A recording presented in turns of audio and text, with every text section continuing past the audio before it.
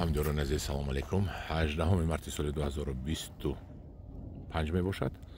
قرار داریم در بلندی های دهه چارباغ و می بینیم باغی برادری ما فریدون رو.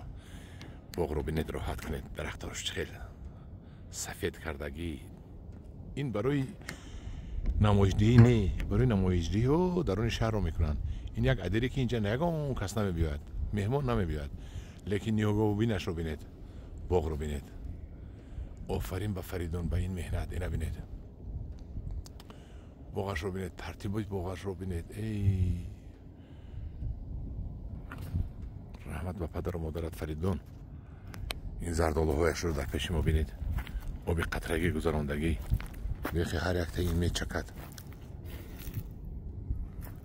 باغ رو بینید.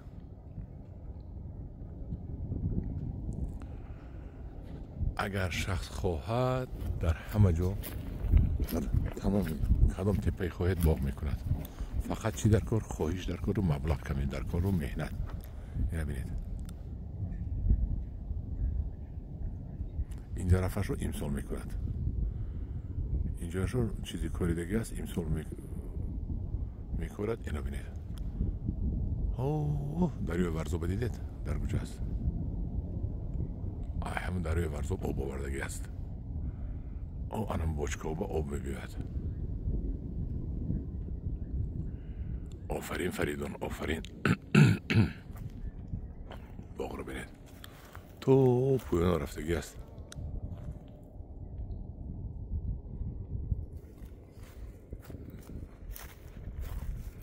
زردالو رو بینید، خرقی گل است این زردالو. انا که به شکل داره زردالو فریدون رو بینید. زردالوهای در دیگر جا میبینید بلند 4-5 متر. این رو بینید از زمین 50 سانتی متر مونده بریدگی است، کاسه شکل کردگی است. دیدید گیر به گیر نوده موندگی است و نوده ها رو هر سال بریده است. امسال هم بریدگی است و اینو بینید که چخیل مانه بریدگی است. بینید و بینید چخیل بستگی است. این زردالو رو بینید از زمین 40-50 سانتی متر فقط کنده دارد، بعد تمام نوده هر طرف رفته بستگی است. این رو به هزار میچینید، به هزار میفروشید. این 4-5 متر رفتگی نیست. انا همدیران عزیز، این رو میگویم باغداری علمی، کسبی، پروفسیونال نه.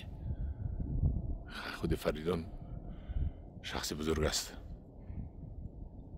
دقایق رو نخونده باشد از یوتیوب همش رو خونده یاد گرفت. باور کنید